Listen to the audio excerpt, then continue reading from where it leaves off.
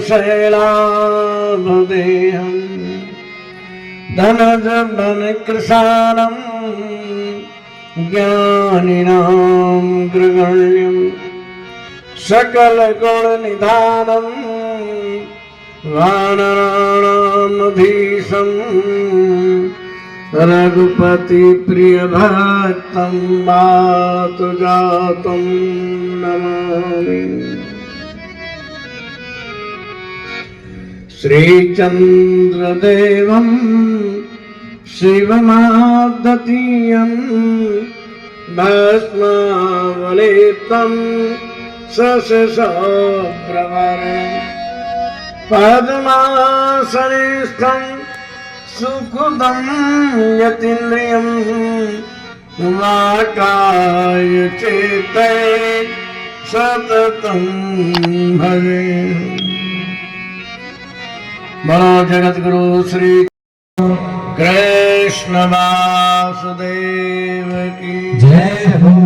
हनुमान जी महाराज की जय हो। अपने अपने गुरु महाराज की जय हो। श्रीमद् भागवत महापुराण की जय हो। बोलो मंगलदास जी महाराज की जय हो। ओम नमः पार्वती पतये हर हर महादेव हर। सबसे पहले अपने मन और वाणी को पवित्र करने के लिए पहले हम सब मिलकर भगवान नाम संकीर्तन करते हैं। पहले मैं बोलूंगा, उसके बाद आप लोग बोलेंगे, फिर आगे की कथा आगे होगी। तो श्रीमन्नारायण नारायण नारायण श्रीमन्नारायण नारायण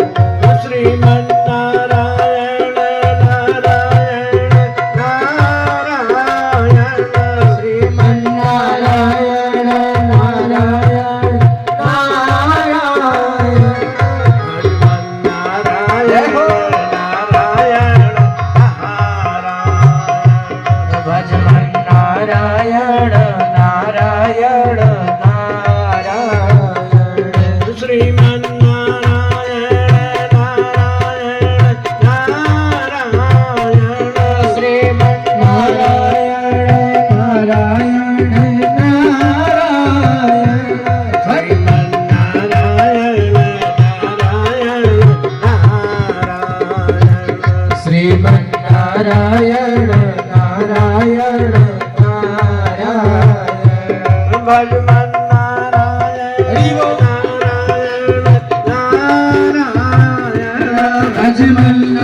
नारायण नारायण नारायण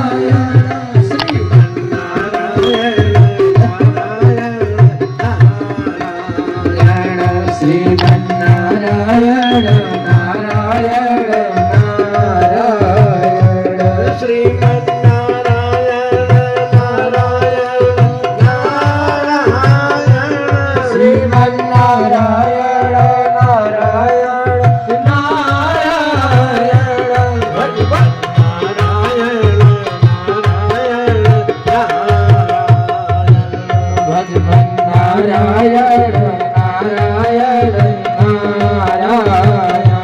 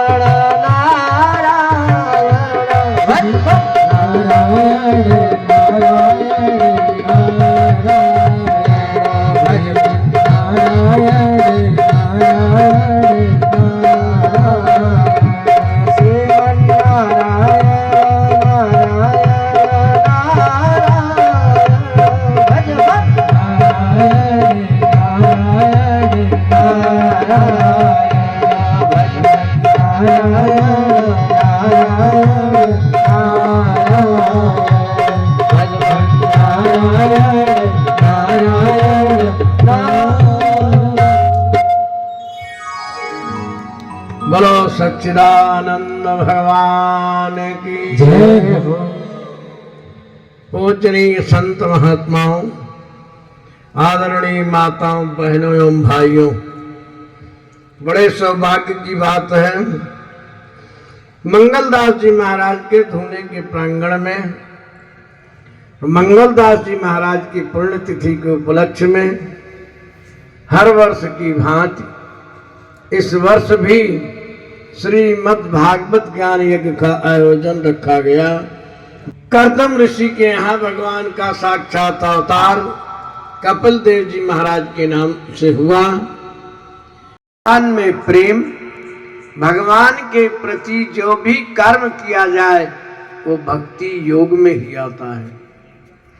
भगवान कपिल देव जी ने कहा अपनी माँ से कि माँ, तीव्रेण भक्ति योगोन मनोमय अर्पित स्थिरम, अनन्य भक्ति, तीव्र भक्ति के द्वारा संसार के सारे तरफ से मन को रोक कर मेरे में मन को जो स्थिर करके लगा दे और मेरी ही भक्ति करे और मेरे में ही प्रेम रखे, मेरे में ही आस्था रखे, उसे भक्ति योग कहते हैं।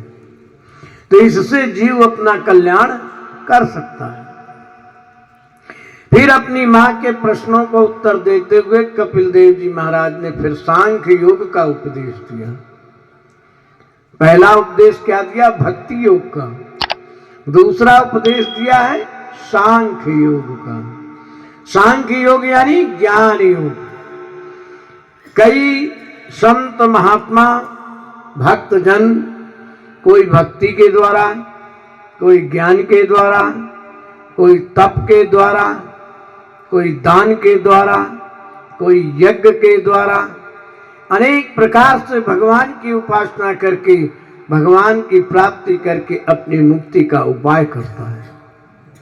आज कपिल देव जी महाराज अपनी मां को कह रहे हैं कि मां, सांख्य योग से भी मुक्ति हो सकती है, यानी ज्ञान योग। ज्ञान का मतलब क्या है? यहाँ लौकिक ज्ञान तो सबको होता है, ऑटोमेटिक सिस्टम परमात्मा का बनाया हुआ है, पर अध्यात्म ज्ञान, परमात्मा का ज्ञान, परमात्मा के प्रति जो ज्ञान है उसे कहते हैं ज्ञान योग। तो मैंने पहले ही बताया था कि सारा संसार परमात्मा का ही शरीर है। आकाश, पृथ्वी, जल, वायु, अग्नि, पेड़, वृक्ष, नदियां, जो भी दिख रहा है ये परमात्मा का स्वरूप, उन्हीं का शरीर है। सारे संसार में कण कण जो परमात्मा को देखता है, किसी में भेद नहीं रखता है, सब ईश्वर का स्वरूप समझता है, उसे कहते हैं ज्ञान योग। पर ज्ञान की चर्चा तो हम कर लेते हैं कि परमात्मा सब जगह व्याप्त है, परमात्मा कण कण में व्याप्त है, हम भी ब्रह्म हैं, हम भी परमात्मा हैं। ऐसी चर्चाएं तो हम बैठकर कर लेते हैं, पर उसको जीवन में उतारना कठिन है। थोड़ी सी समस्या आई। ये देखो, भगवान की माया क्या है जानते हो? जब जीव भगवान को सब में देखता है तो मेरा पराया कौन है? कोई न दोस्त है, न कोई दुश्मन है, कोई मेरा है, न कोई तेरा है, सब भगवान का ही रूप है। परंतु गोस्वामी जी रामचरितमानस में क्या कहते हैं? मैं और तोर मोरी यह माया, यानी ये मेरा है, ये तेरा है, यही तो माया है। जीव इसी में पड़ जाता है, अपना पराया, फिर ज्ञान कहाँ रहा? इसलिए गोस्वामी जी ज्ञान के मार्ग को क्या कहते हैं? उत्तर कांड में सुंदर लिखा है। क्या? ज्ञान को पंथ, कृपाण को धारा, परत खगेश न लागहि बारा। यानी क्या? ज्ञान का जो रास्ता है ना, जरा कठिन है, गोस्वामी जी कहते हैं ज्ञान का मार्ग कैसा है, जैसे तलवार की धार। तलवार की धार पर चलने के समान ज्ञान का मार्ग है, और तलवार के ऊपर चलता हुआ जीव परत खगेश न लागहि बारा। काग भूषुंड जी गर्व जी से कह रहे हैं कि अरे गर्व जी महाराज, ये ज्ञान मार्ग पर जीव चलता हुआ तलवार की धार के बराबर है, और कब गिर जाए कोई पता नहीं होता है। इसलिए क्या होना चाहिए? भक्त, भक्ति योग, भक्ति को अपनाइए। और भक्ति क्या है? भगवान कहते हैं जो भक्त होता है मेरा बालक होता है। जैसे एक माँ के दो बालक हो गए, एक 5 साल का हो गया, 6 महीना का हो गया, तो माँ अपने 5 साल के बच्चे को इतना ध्यान नहीं देगी जितना 6 महीने के बालक को ध्यान देगी। इसलिए भगवान क्या कहते हैं कि ज्ञानी क्या है? 5 साल का बालक है, और भक्त मेरा क्या है? वो 6 महीने का बालक है। तो भक्ति और ज्ञान में अंतर है। इसलिए भगवान कहते हैं, शास्त्र कहते हैं, तुम हमारे भक्त बनो, भक्त ना कि ज्ञानी। और जो भैया तुम ब्रह्म ज्ञानी बन जाओगे, जो टावर बड़ा हो जाता है तो माता पिता भी कहते हैं भैया कमा के लाओ, और जब कमा के नहीं लाया तो क्या कहते हैं? अरे कपूत है, पैदा होते ही मर जाता तो अच्छा था। ना कोई कमाई करे न धमाई करे, दिन भर इधर उधर आवारा घूमता है। तो भैया भक्त बनो, ज्ञानी नहीं। जब ब्रह्म ज्ञानी हो जाओगे तो फिर क्या है? मनमाना करो भाई। इसलिए जो ज्ञानी है उसे भी भगवान ध्यान नहीं देते, भैया तुम तो आम ब्रह्मास्मि जाओ। और जो भक्त बनकर भगवान का रहता है तो भगवान उसकी स्वयं योगक्षेम करते हैं, उसकी सुरक्षा करते हैं। जो इष्ट होता है अपना, जिसकी हम उपासना करते हैं, पूजन करते हैं, तो भक्त की रक्षा करते हैं। कभी किसी मार्ग पे संकट में जाता है तो भक्त को भगवान वहां से बचाते हैं। अपने भक्त के लिए भगवान छोटा सा छोटा, नीच से नीच भी कर्म करने को तैयार है। परंतु देखो, जब छोटा बच्चा रहता है 6 महीना का, तो माँ उसकी लैट्रिन पेशाब सब साफ करती है, और अगर 16 साल का हो गया तो फिर तो नहीं साफ करती ना। ऐसे भक्त और ज्ञानी में अंतर है। जो भक्त बनकर रहता है तो परमात्मा उसकी सुरक्षा करता है, और जब ज्ञानी बन जाता है तो भैया तुम ही ज्ञानी हो, फिर हमारी क्या जरूरत है? भगवान जरा उसे ढीला छोड़ देते, जा बच्चा। परंतु वो कभी ज्ञान के अहंकार में आकर के गिर जाता है, न इधर का रहता है न उधर का रहता है। तब यहाँ कपिल देव जी अपनी माँ से कहते हैं भक्त होना चाहिए, भक्ति योग को अपने जीवन में अपनाना चाहिए। इसी भक्ति पर और भक्त योग पर एक भजन का आनंद लेंगे। फिर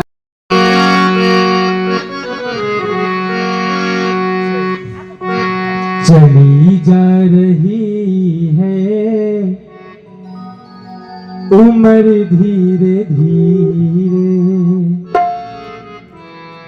चली जा रही है उम्र धीरे धीरे, चली जा रही है उम्र धीरे धीरे, चली जा रही है उम्र धीरे धीरे, चली जा रही है उम्र धीरे धीरे, उम्र धीरे धीरे, उम्र धीरे धीरे, उम्र धीरे धीरे, उम्र धीरे धीरे, उम्र धीरे धीरे, उम्र धीरे धीरे, उम्र धीरे धीरे, उम्र धीरे धीरे, और चली जा रही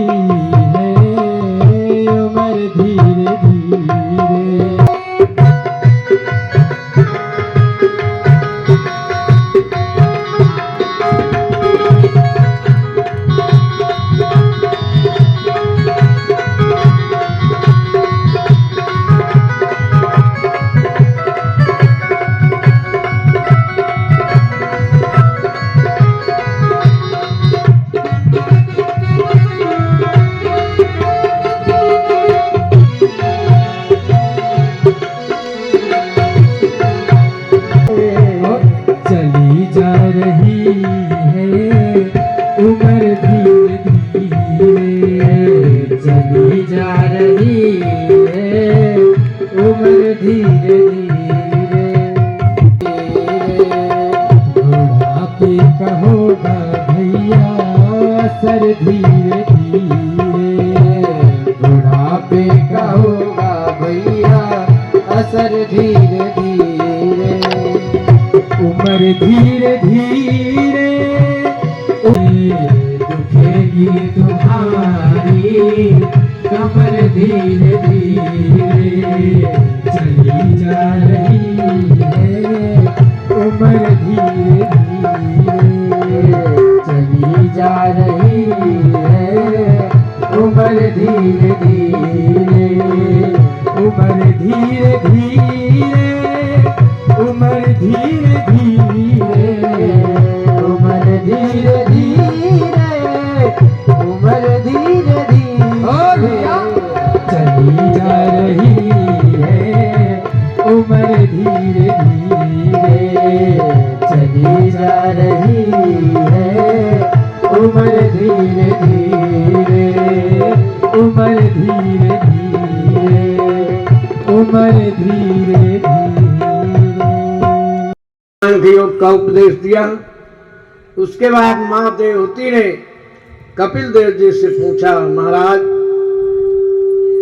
हमने सुना है अष्टांग योग की चर्चा, योग के द्वारा भी परमात्मा को प्राप्त करके अपनी मुक्ति का उपाय जीव कर सकता है। तो ये योग कितने प्रकार का होता है, योग क्या है? आज कपिल देव जी महाराज अपनी मां को बता रहे हैं कि मां, यो योग अष्टांग योग के नाम से जाना जाता है। पतंजलि के द्वारा ये अष्टांग योग का संसार में प्रचार हुआ। आज हमारे संत रामदेव जी महाराज पतंजलि योग के ही नाम से यह परमात्मा की ईश्वर की रचना नियम से है। एक बात जान लो, बिना नियम के विपरीत संसार की रचना नहीं है। सूरज एक सेकंड एक मिनट आगे पीछे नहीं होता है, अपने टाइम से आ जाता है, अपने टाइम से सूर्य अस्त हो जाता है, अपने ही टाइम से वर्षा ऋतु आती है, समय से सियाला ठंडी ऋतु आ जाई और समय से उनाला आ जाता है। यानी परमात्मा का जो नियम से कार्यबद्ध है, इसलिए कहते हैं दूसरा साधन का नियम। कोई भी कार्य, पूजा भजन पाठ जो भी है, एक नियम से होना चाहिए। आज 5 बजे तो 5 बजे, ये नहीं कि आज आलस आ गया है चलो 8 बजे उठेंगे, कोई कहने वाला नहीं है। अरे तो भैया परमात्मा देखता है ना, परमात्मा तो कहने वाला है। अगर तुम ये मानते हो कि ईश्वर सब जगह है, नहीं तो अपना नियम धारण करे, इतने टाइम इतने समय पर ये काम करना है, इतने समय भोजन करना है तो करना है। ये नहीं आज 12 बजे है, कल 2 बजे है, कई 3 बजे है, फिर शरीर में अनेक व्याधियां पैदा हो जाती है कि मशीन तो चलती रहती है और मशीन समय से अपना आहार मांगती है। यानी इसलिए यहाँ नियम की महिमा बताई गई। जो भी कार्य करो नियम से करो। तीसरा साधन है फिर आसन। आसन, एक आसन, कोई भी 84 आसन बताए गए हमारे अष्टांगों में। उसमें पहला आसन है सुखासन, दूसरा है सिद्धासन। सुखासन माने जैसे भी बैठ सको, परंतु 1 घंटा 2 घंटा 3 घंटा उस आसन से बैठ सको। आसन का अभ्यास, नभी कभी टांग इधर कर दिया, कभी टांग उधर कर दिया, कभी माथा नीचा कर दिया, कभी नीचा कर दिया, ऐसा नहीं। एक स्थिर सुख आसन जिससे तुम बैठ सकते हो, 1 घंटे 2 घंटे का अभ्यास करना चाहिए। भैया देखो, अगर भगवान का भजन करना हो, माला फेरना हो तो 50 बार पैर इधर उधर होगा। कथा में बैठे हैं 50 बार कमर इधर से उधर होती है। परंतु अगर मोबाइल देखना हो, फिल्म देखना हो, कहीं और बैठे हो टेलीविजन में, तो ऐसे सीधे बैठ के एक नजर से देखते रहते हैं। वहां कोई शरीर नहीं घूमता है और भगवान के कार्य में 1000 बार इधर से उधर होते हैं। तो इसलिए इस योग में, अष्टांग योग में एक बात कही गई, आसन। एक आसन से बैठने का कुछ समय अभ्यास करना चाहिए। फिर तीसरा है प्राणायाम। अब रामदेव जी महाराज टेलीविजन में रोज बताते हैं उछल कूद करके कि ये अनुलोम विलोम बताते हैं। अनुलोम विलोम जानते हो? श्वास खींचना और दूसरे नाक से छोड़ना। एक नाक से श्वास खींचना और दूसरे नाक से छोड़ना। ये हो गया अनुलोम विलोम रामदेव का, यानी इसे ही प्राणायाम कहा गया। खींच कर रोकना उसे कहते कुंभक, योग की भाषा है। और खींच कर छोड़ने का नाम है रेचक। इस प्रकार और उसको रामदेव जी नया नाम दिया अनुलोम विलोम, और पहली योग में ये नाम था कुंभक रेचक। इस प्रकार ये प्राणायाम, श्वास रोकने की भी क्रिया 1 मिनट, 2 मिनट, 3 मिनट। एक बात जान लो, कई लोगों की शिकायत आती मेरे पास, महाराज हम क्या माला फेरे। जब माला फेरने बैठते हैं, भजन करने बैठते हैं, तो हमारा मन कहीं का कहीं जाता है, संसारिक क्रियाओं को ध्यान में लाता है, विचार करता रहता है। तो भैया देखो, यहाँ प्राणायाम मन को रोकने का एक सुंदर साधन है। जितने मिनट देख लेना, जितने मिनट तुम श्वास को रोकोगे ना, तो वो तुम्हारा ध्यान और मन वहीं रुक जाएगा। और जैसे ही श्वास को छोड़ते हो फिर मन भटकने लगता है। इसलिए यहां बताया गया प्राणायाम करो। और फिर प्रत्याहार। प्रत्याहार 5वां है साधन। प्रत्याहार का मतलब जानते हो? नहीं। कम खाना, थोड़ा खाना। अगर 5 रोटी तुम खा रहे हो तो 4 रोटी खाना चाहिए फुल्काराम। और बाजरे की 1.5 खा रहे हो तो 1 ही खाना चाहिए। ये नहीं कि 2 और दबा दो, घी आ गया और कूटा आ गया, दबा के 2 रोटी मार दो, तो भैया गड़बड़ हो जाएगी। यहाँ अष्टांग योग में बताया गया प्रत्याहार, यानी कम। अगर 2 रोटी की भूख है तो 1.5 रोटी खाना चाहिए, यानी प्रत्याहार। अब भैया रोटी भी खा लिया, सुनो शांति, रोटी के साथ लापसी आ गई, सिरा आ गया तो और एडवांस में काम हो गया। फिर रोटी तो खाया तो खाया, सिरा और हलवा भी दबा दिया, और उसके साथ फिर अगर खीर मिल गई तो 2 कटोरी और जाने दो। तो भैया पेट नहीं है, बेरा तो है नहीं, पेट ही है ना। फिर वो गड़बड़ करता है। कोई कहते हैं मैंने नींद आ रही, कोई कहे मैंने उबलना आ रहा, कोई कहे वायु हो गया, कोई कहे गैस बन रही। भैया डबल दबा के जब खाओगे तो गैस वायु तो बनने वाली है। इसलिए देखो योग में बताया गया थोड़ा कम खाओ। 2 रोटी की भूख हो ना तो 1.5 रोटी खाना चाहिए। प्रत्याहार। 6वां धारणा की बात कही गई। धारणा, धारणा यानी मन में हम परमात्मा के जिस रूप में हमारा मन लगता हो उसी रूप का ध्यान करना। देखो हमारे सनातन धर्म में मूर्ति पूजा क्यों है जानते हो? मूर्ति पूजा का ही नाम एक है प्रतीक उपासना। मूर्ति यानी प्रतीक। हम जिस परमात्मा में आस्था प्रेम रखते हैं उस परमात्मा के रूप को सामने बनाकर जब रखते हैं, मन को रोकने का एक साधन है। हमारा परमात्मा, हमारा प्रेमी इस रूप का है, ऐसा है, तो हम जब आंख बंद करते हैं तो वही रूप हमारे सामने दिखाई देता है। कोई भी मत हो, कोई भी धर्म हो, प्रतीक सभी रखते हैं। अब यह है कि एक दूसरे का खंडन जरूर करते हैं। इस्लाम धर्म मस्जिद क्यों मनाता है? वो मस्जिद में जाकर वो फिर उपासना और नमाज पढ़ता है, प्रतीक हो गया। ईसाइयों में चर्च क्यों बनाया जाता है? ईसा मसीह का फोटो रखते हैं, दीपक जलाते हैं, वहां भी प्रतीक हो गया। बौद्धों में तो मूर्ति रखते हैं महात्मा बुद्ध की, जैनों में मूर्ति रखते ही हैं। सिखों में क्या है? गुरु ग्रंथ साहब, गुरु नानक का फोटो रखते हैं, गुरु ग्रंथ साहब को रखते हैं। गुरु ग्रंथ क्या? भागवत महापुराण जैसे हम रखते हैं, तो प्रतीक हो गया या नहीं? ऐसे कोई भी मत हो। चलो हम तुम्हारे इलाके की बात कर लेते हैं। तुम्हारे इलाके में यहां कुचेरा ही एरिया में, आसपास गांव में क्या है? दादू पंथ, सतराम महाराज। सतराम कहते मूर्ति मत पूजो। अरे दादू की वाणी गालो और हो गया। तो दादू जी की फोटो क्यों रखते हो? अगर तुम मूर्ति पूजा नहीं करते हो, मंदिर नहीं जाते हो, तो दादू की फोटो क्यों रखते हो?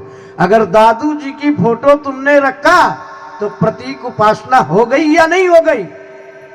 कबीर जी खंडन करते हैं, कबीर पंथ वाले, तो कबीर की फोटो क्यों रखते हैं? यानी तुमने प्रतीक उपासना किया ना। कहते सब है, मूर्ति नहीं मानते, करते काम सब वही है। चाहे फोटो रखो, चाहे मंदिर रखो, चाहे मूर्ति रखो, रखते तो हो भाई। रही बात वाणी का गाना, तो हमारा धर्म सनातन धर्म शब्द ब्रह्म, अक्षर ब्रह्म, अक्षर को ही ब्रह्म मान रहा है। ओम इक्तेकाक्षरम ब्रह्म, ओम एक अक्षर ही ब्रह्म है। और शब्द की महिमा सभी गाते हैं, शब्द से परे नहीं।